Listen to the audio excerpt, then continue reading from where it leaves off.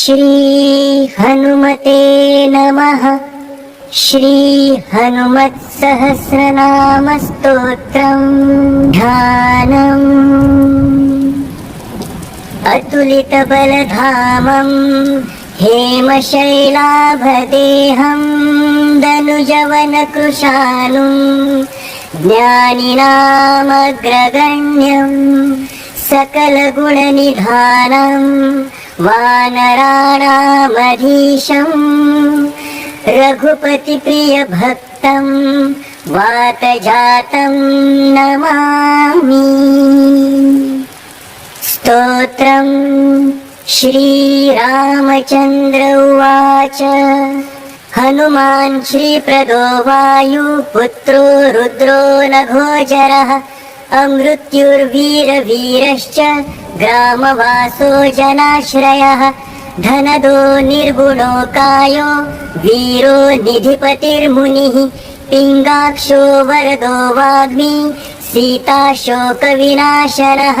शिवः सर्वः परो व्यक्तो व्यक्ताव्यक्तो रसाधरः पिङ्गकेशः पिङ्गरोमा श्रुतिगम्यः सनातनः अनादिर्भगवान् देवो विश्वहेतुर्निरामयः आरोग्यकर्ता विश्वेशो विश्वनाथो हरीश्वरः भर्गो रामो रामभक्तः कल्याणप्रकृतिः स्थिरः विश्वम्भरो विश्वमूर्तिर्विश्वाकारोऽथ विश्वपः विश्वात्मा विश्वसेव्योऽथ विश्वो विश्वहरो रविः विश्वचेष्टो विश्वगम्यो विश्वध्येयः कलाधरः लवङ्गमः कपिश्रेष्ठो ज्येष्ठो वैद्यो वनेचरः बालो वृद्धो युवा तत्त्वगम्यः सखाह्यजः अञ्जनासूनुरव्यग्रो ग्रामख्यातो धराधरः भूर्भुवः स्वर्महर्लोको जनलोकस्तपोव्ययः सत्यमोङ्कारगम्यश्च प्रणवो व्यापकोमलः शिवधर्मप्रतिष्ठाता रामेष्टः फाल्गुनः प्रियः गोष्पदीकृतवारीशः पूर्णकामो धरापतिः रक्षोघ्नः पुण्डरीकाक्षः शरणागतवत्सलः जानकी प्राणदाता च रक्षः प्राणापहारकः पूर्णः सत्यः पीतवासा दिवाकरसमप्रभः देवो ज्ञानविहारी च देवता भयभञ्जनः भक्तोदयो भक्तलब्धो भक्तपालनतत्परः द्रोणहर्ता शक्तिनेता शक्तिराक्षसमारकः अक्षघ्नो रामदूतश्च शाकिनी जीवहारकः बुबुकारः तारातिर्गर्वपर्वतमर्दनः हेतुस्त्वहेतुः प्रांशुश्च विश्वभर्ता जगद्गुरुः जगन्नेता जगन्नाथो जगदीशो जनेश्वरः जगद्धितो हरिः श्रीशो गरुडस्मयभञ्जनः पार्थध्वजो वायुपुत्रो मितपुच्छो मितविक्रमः ब्रह्मपुच्छः परब्रह्मपुच्छो रामेष्टकारकः सुग्रीवादियुतो ज्ञानी वानरो वानरेश्वरः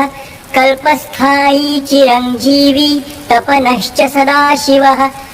सन्नतिः सद्गतिर्भुक्ति मुक्तिदः कीर्तिदायकः कीर्तिः कीर्तिप्रदश्चैव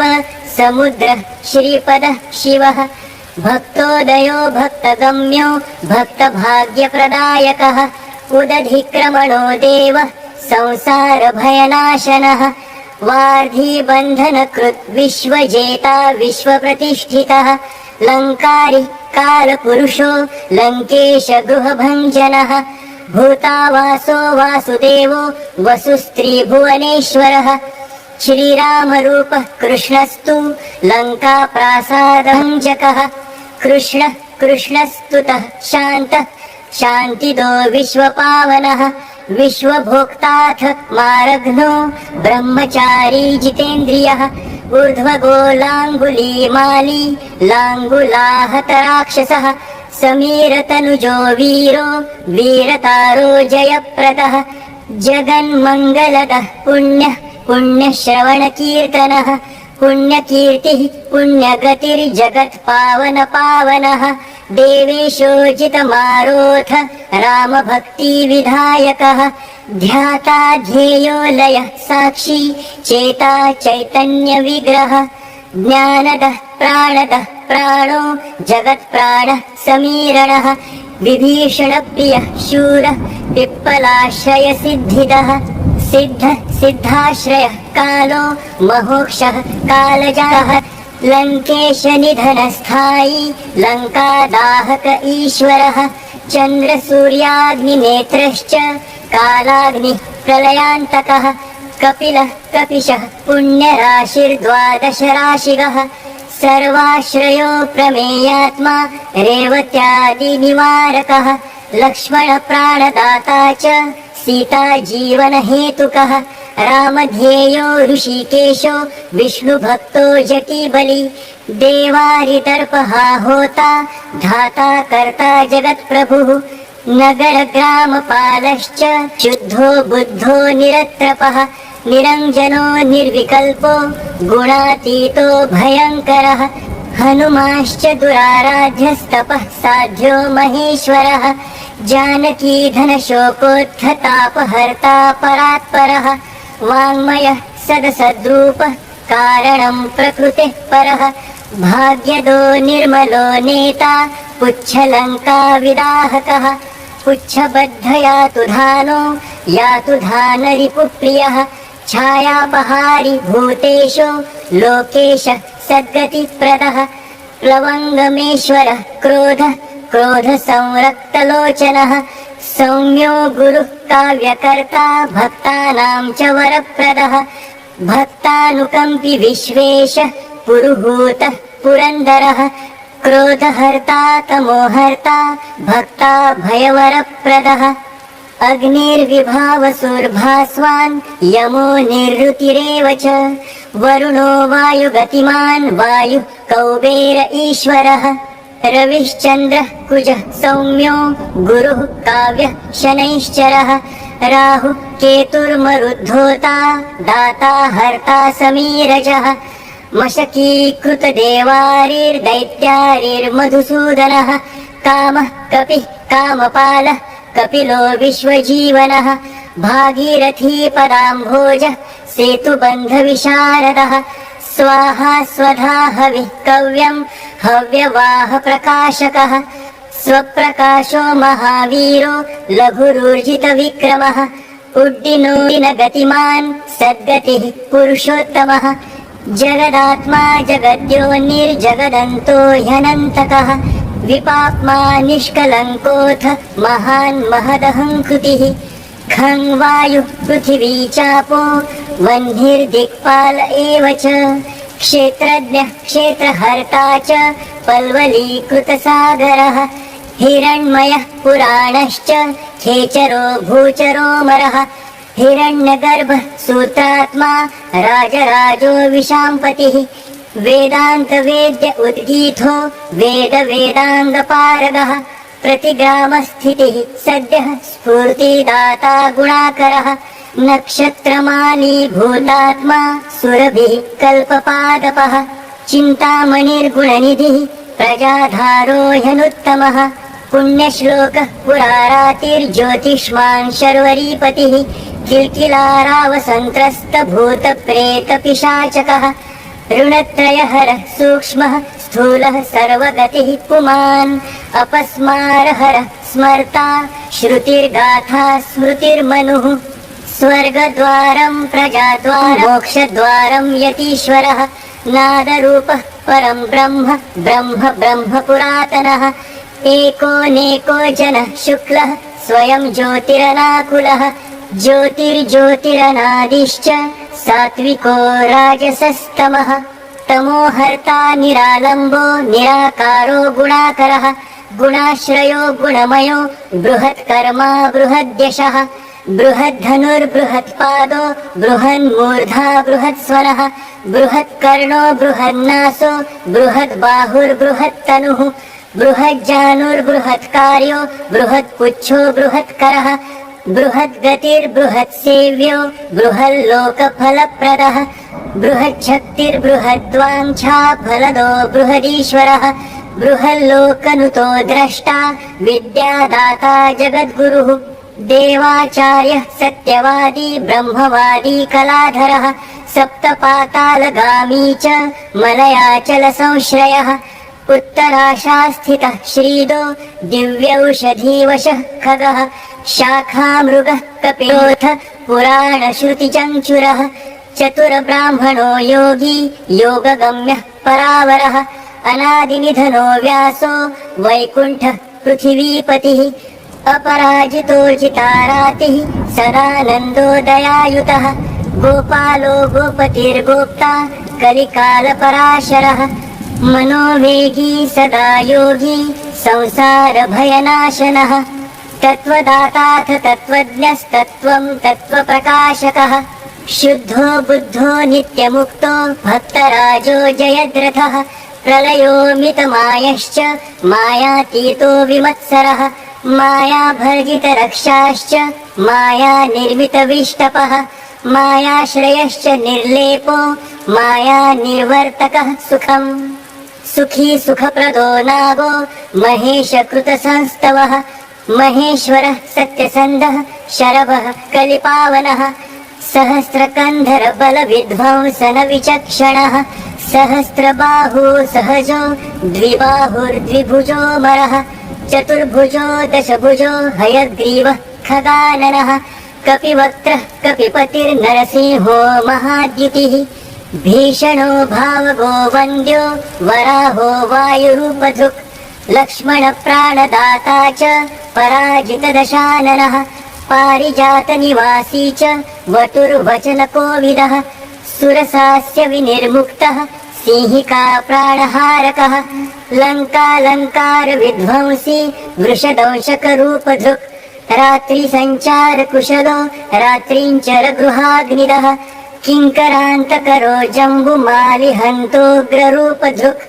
आकाशचारि हरिगो मेघनादरणोत्सुकः मेघगम्भीरनिनदो महारावणकुलान्तकः कालनेमि प्राणहारी मकरीशापमोक्षदः रसो रसज्ञः सम्मानो रूपं चक्षुः श्रुतिर्वचः घ्राणो गन्धः स्पर्शनं च स्पर्शोऽहङ्कारमानगः नेति नेतीति गम्यश्च वैकुण्ठभजनप्रियः गिरिशो गिरिजाकान्तो दुर्वासः कविरङ्गिरः भृगुर्वसिष्ठश्च वनो नारदस्तुम्बरो मनः विश्वक्षेत्रो विश्वबीजो विश्वनेत्रश्च विश्वपः याजको यजमानश्च पावकः पितरस्तथा श्रद्धा बुद्धिः क्षमा तन्द्रा मन्त्रो मन्त्रयिता स्वरः राजेन्द्रो भूपतिरुण्डमाली संसारसारथिः नित्यसम्पूर्णकामश्च भक्तकामधुगुत्तमः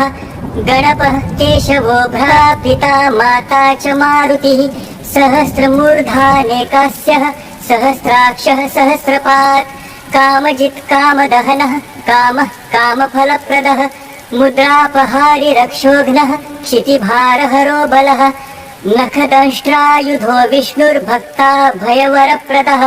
दर्पः दर्पदो दंष्ट्रा शतमूर्तिरमूर्तिमान् महानिधिर्महाभागो महाभर्गो महर्धिदः महाकारो महायोगी महातेजा महाद्युतिः महासनो महानादो महामन्त्रो महामतिः महागमो महोदारो महादेवात्मको विभुः रौद्रकर्मा क्रूरकर्मा रत्नलाभः कृतागमः अम्भोधिलङ्घनः सिंहः सत्यधर्मप्रमोदनः जितामित्रो जयः सोमो विजयो वायुनन्दनः जीवदाता सहस्रांशुर्मुकुन्दो भूरि दक्षिणः सिद्धार्थः सिद्धिदः सिद्धसङ्कल्पः सिद्धिहेतुकः सप्तपातालचरणः सप्तर्षिगणवन्दितः सप्ताब्धिलङ्घनो वीरः सप्तद्वीपोरुमण्डलः सप्ताङ्गराज्यसुखदः सप्तमातृनिषेवितः सप्तस्वर्लोकमुकुटः सप्तहोता स्वराश्रयः सप्तच्छन्दोनिधिः सप्तछन्दः सप्तजनाश्रयः सप्त सामोपगीतश्च सप्त पाताल संश्रयः मेधादः कीर्तितः शोकहारी दौर्भाग्यनाशनः सर्वरक्षाकरो गर्भदोषः पुत्रपौत्रदः प्रतिवादिमुखस्तम्भो रुष्टचित्तप्रसादनः पराभिचारशमनो दुःखः बन्धमोक्षदः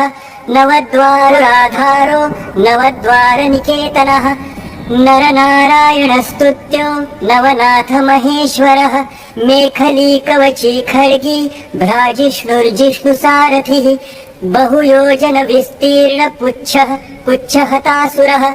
दुष्टग्रहनिहन्ता च पिशाचग्रहघातकः बालग्रहविनाशी च धर्मनेता कृपाकरः उग्रकृत्यश्चोग्रवेग उग्रनेत्रः शतक्रतुः शतमन्योनुतः स्तुत्यः स्तुतिः स्तोता महाबलः समग्रगुणशाली च व्यग्रो रक्षो विनाशकः रक्षोऽग्निदाहो ब्रह्मेशः श्रीधरो भक्तवत्सलः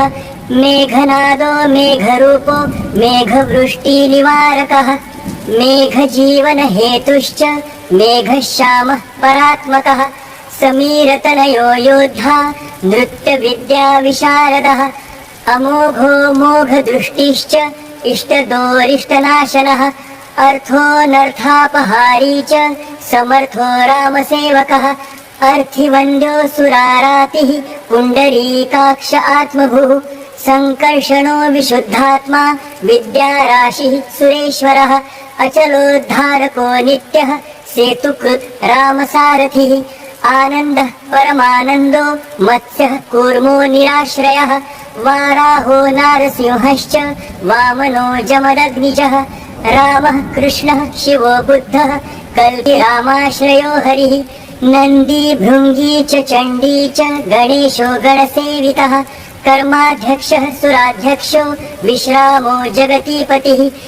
जगन्नाथः कपीशश्च सर्वावासः सदाश्रयः सुग्रीवादिस्तुतो दान्तः सर्वकर्माप्लवङ्गमः नखदारितरक्षाश्च नखयुद्धविशारदः कुशलः सुधनः शेषो वासुकिस्तक्षकः तथा स्वर्णवर्णो बलाढ्यश्च पुरुजेताघनाशनः कैवल्यरूपः कैवल्यो गरुडः पन्नगोरगः किल्किल्रावः तारातिर्गर्वपर्वतभेदनः वज्राङ्गो वज्रदंष्ट्रश्च भक्तवज्रनिवारकः नखायुधो मणिग्रीवो ज्वालामाली च भास्करः प्रौढप्रतापस्तपनो भक्ततापनिवारकः शरणं जीवनं भोक्ता नानाचेष्टो ह्यचञ्चलः स्वस्तिमान् स्वस्तिदो दुःखशातनः पवनात्मजः पावनः पवनः कान्तो भक्तागः सहनो बली मेघनादरिपुर्मेघनाद संहत राक्षसः क्षरोक्षरो विनीतात्मा वानरेशः सतां गतिः श्रीकण्ठः शितिकण्ठश्च सहायः सहनायकः अस्थूलस्त्वननुर्भर्गो दिव्यः संस्कृतिनाशनः अध्यात्मविद्यासारश्च ह्यध्यात्मकुशलः सुधिः अकल्मषः सत्यहेतुः सत्यदः सत्यगोचरः सत्यगर्भः सत्यरूपः सत्यः सत्यपराक्रमः अञ्जनाप्राणलिङ्गश्च वायुवंशोद्भवः शुभः